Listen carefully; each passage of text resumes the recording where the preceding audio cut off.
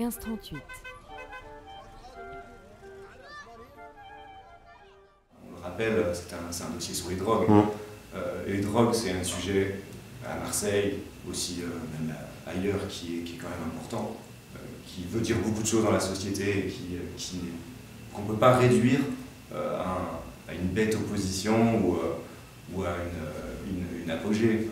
Voilà, il y a quand même socialement, humainement, économiquement, il y a quand même énormément de choses qui se jouent dans cet enjeu, qui se jouent dans cette histoire. Donc moi je ne voulais pas faire le gentil gars qui fait une belle image pour un truc à charge ou pas réfléchi. Voilà. C'est un engagement quoi, c'est un engagement. Pour moi c'est un vrai débat qu'il doit y avoir aujourd'hui, notamment sur le cannabis. Donc voilà, d'y apporter aussi moi ma vision. Tu vas voir les dessins, vous les avez vus peut-être. Les dessins, ils sont pas dans une logique d'illustrer vraiment ce sujet, mais plutôt de l'évoquer. C'est en lien avec ce sujet qu'on peut les interpréter. Ils peuvent exister autrement sans qu'on voit le lien à la drogue, mais c'est l'univers, c'est tout ce qui est autour et qui conditionne et qui fait que y a des situations difficiles, il y a une pression, il y a un besoin pour tout le monde de s'apaiser, alors pour certains c'est de se défoncer. Et c'est pas rien, ça veut dire quelque chose dans ce monde-là. S'il y a autant de gens qui doivent se défoncer, c'est qu'ils vont pas bien. S'ils vont pas bien, c'est que la société va pas bien. Donc moi je voulais plutôt vous donner à voir ça des situations, parce que je les vis, parce que ça m'intéresse pas aussi dans mon travail de délivrer des messages fermes. L'artiste, il n'a pas de réponse à donner. L'artiste, comme on en parlait tout à l'heure, il va prendre le réel, en faire quelque chose et l'interroger. C'est comme le philosophe. Le philosophe, il pose que des questions. Je vais beaucoup dans les quartiers nord à Marseille pour le travail, ou des fois pour aller voir des amis aussi. Et pour le coup, ces espaces, ils sont tellement multiples et ils ressemblent à rien de rien, quoi. Comment tu veux vivre dans des espaces comme ça? Tout est fait pour que circuler, il n'y a rien à voir. Surtout, ne vous posez pas, ne prenez pas de plaisir dans votre espace de vie.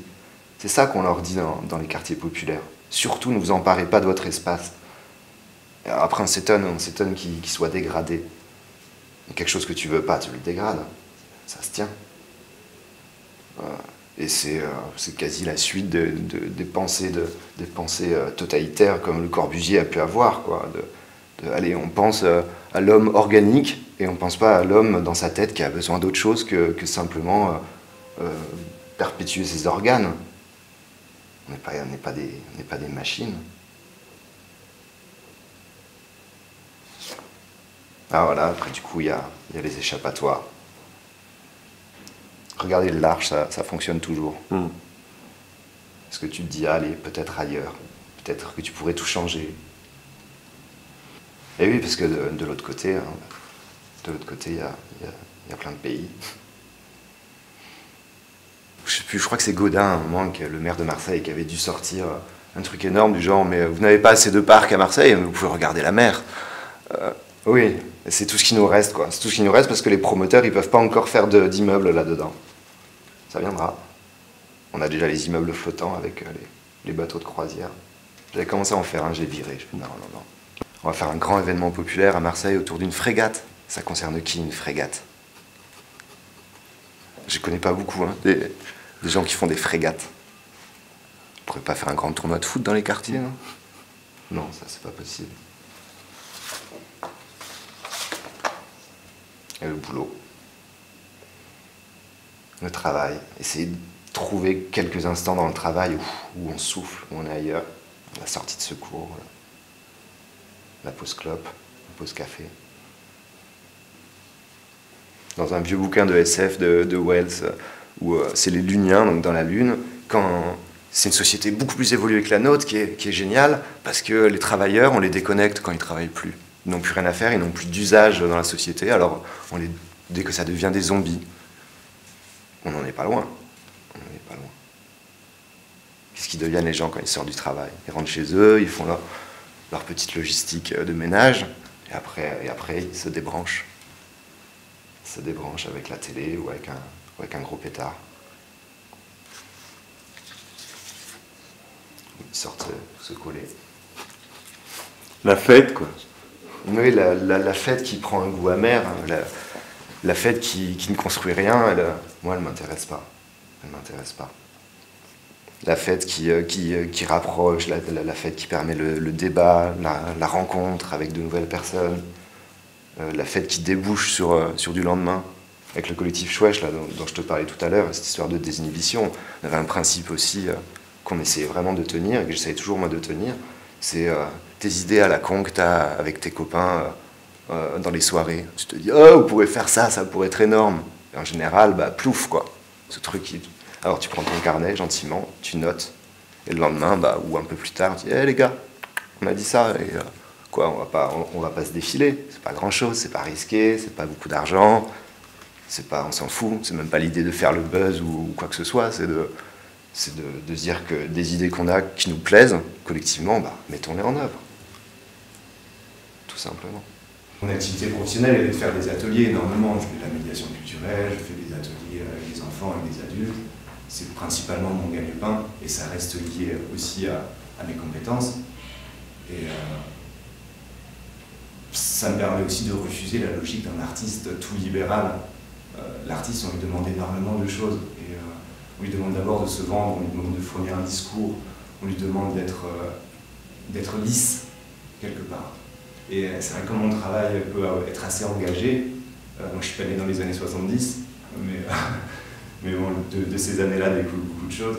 Et l'artiste engagé, aujourd'hui, il fait pas presse, quasiment. À la fois parce que l'artiste, il est à juste titre parfois considéré comme quelqu'un de dangereux, mais de dangereux pour des rapports de société. L'artiste qui va servir à la gentrification, par exemple, ou l'artiste qui va venir cautionner telle ou telle image. Et si on veut vivre autrement, soit on a un réseau de collectionneurs et d'acheteurs incroyables, soit on trouve d'autres choses. Moi, comme ma passion elle est ici, elle est dans les arts plastiques, elle est dans l'animation aussi, tout naturellement les ateliers c'est tout aussi plaisant pour moi de mener les ateliers que de faire une expo.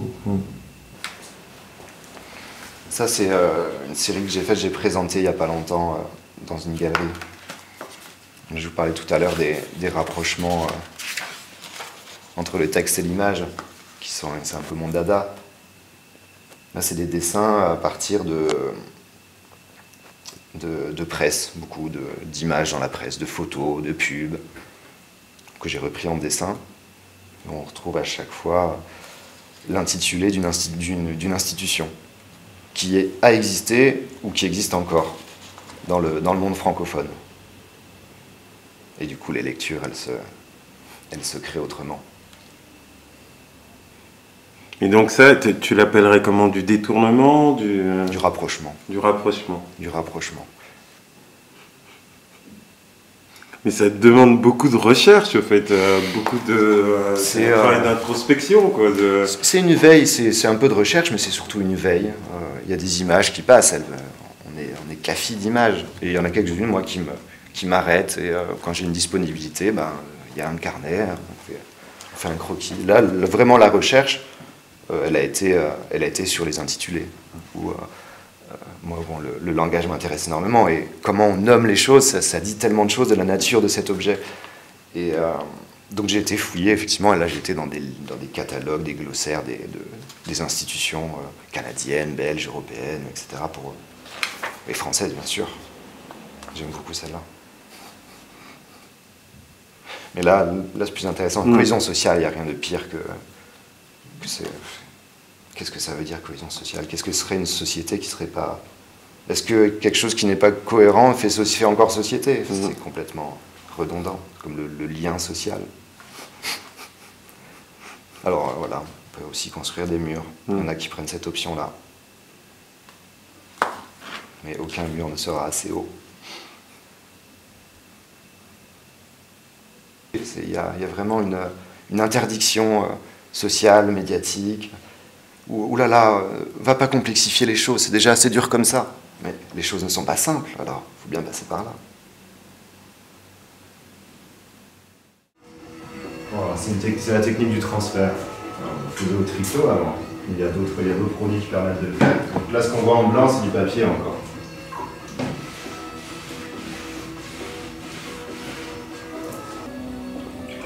Tu vois où on est là? Tu reconnais un peu mieux? Bah écoute, moi je suis dans l'atelier, donc j'ai des indices, mais comme ça, pour les téléspectateurs, je pense qu'ils savent pas où ils sont. Ils sont peut-être dans un vaisseau spatial, je sais pas, mais...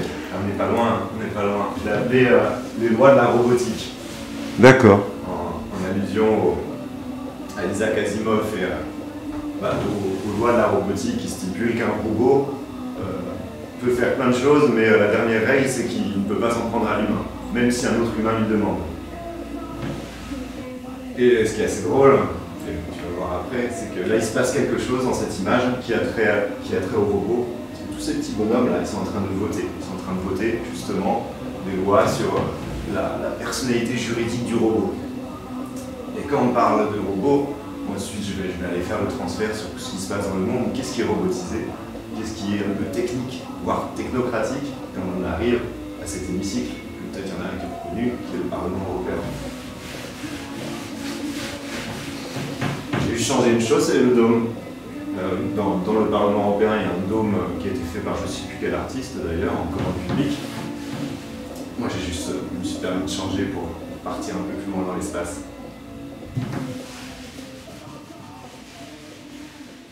Voilà. La gravure elle m'intéresse parce qu'on traite de l'image. Moi je traite toujours d'une chose, c'est de l'image et du texte, mais dans leur lien. C'est-à-dire ce qui fait signe pour moi est important. Bah, on va pas faire ici de la sémio ou quoi, mais le signe il est partout, tout fait sens. Ce qui m'intéresse, c'est de faire rencontrer ces sens, qu'il se passe autre chose. Les questionner, quoi. Les questionner, ouais. Je m'en fous de créer de nouvelles choses, ce qui m'intéresse, c'est plutôt de mettre en rapport ce qui existe déjà.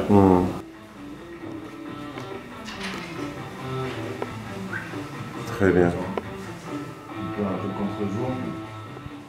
Voilà, c'est un détournement, hein, c'est une Marianne officielle, j'allais dire, au départ. Il y a simplement le détournement avec le masque du sourire et la technique du transfert sur un fond bleu-blanc-rouge. Mais voilà, c'est ce rajout qui modifie tout. Et ce rajout, il traite du faux, il traite des apparences, il traite un peu de duperie. On peut plus aujourd'hui redonner le bonheur aux citoyens, redonner l'optimisme, etc. Ou alors on va lui vendre un optimisme qui va lui retomber dessus, quoi, clairement. Qui est un peu fake, quoi. Qui est complètement fake, ouais. Complètement fake. Au départ, j'ai pas mal travaillé sur ce sourire. Je voulais en faire vraiment des cartons et les envoyer aux mairies pour qu'ils redonnent le bonheur aux citoyens, qui redonnent l'espoir.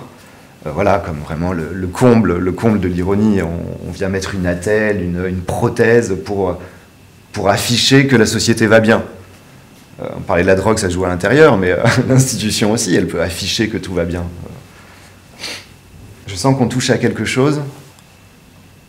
Je sais pas comment te dire. Je vois aussi sur les réactions, l'on n'est plus sur le même antagonisme droite-gauche, etc.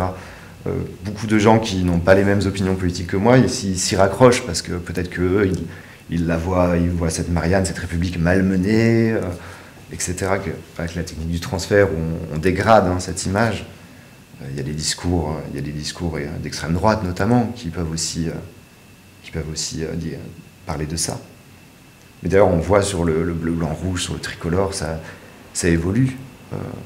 Je disais hier sur un réseau social connu qu'on voyait plus que les drapeaux tricolores dans les matchs de foot, c'est faux. Même Mélenchon a réussi à sortir le drapeau tricolore. On sait que c'est un républicain convaincu. Mais ça peut pas être qu'une opération de com'. C'est que les gens ont envie aussi d'espérer et de faire peuple. Et c'est pas un bout de carton qui le fera.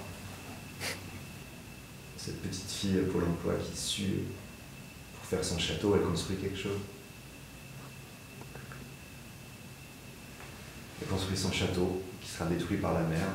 Et elle sue, elle en chie pour ça. Elle le fait gratos pour rien parce qu'elle a envie de faire son château. Ouais. Ça fait penser au livre de Jouanet qui est super bien. C'est un essai, c'est le traité de castellologie littorale. C'est énorme. Il prend comme point de départ les châteaux de sable comme réflexion philosophique. Ouais, c'est un monde artificiel qui se substitue à la réalité. Et ça, depuis, on parlait de Debord tout à l'heure, mais il a très bien posé le cadre critique de ça. C'est qu'on doit vivre par procuration. Parce qu'on n'est pas tous beaux, photogéniques, on n'est pas tous intéressants, on ne parle pas tous bien. Alors il y en a qui le font et c'est eux qui doivent être notre idéal. Et du coup, ça nous culpabilise. Non, il est dur le spectacle. 15-38.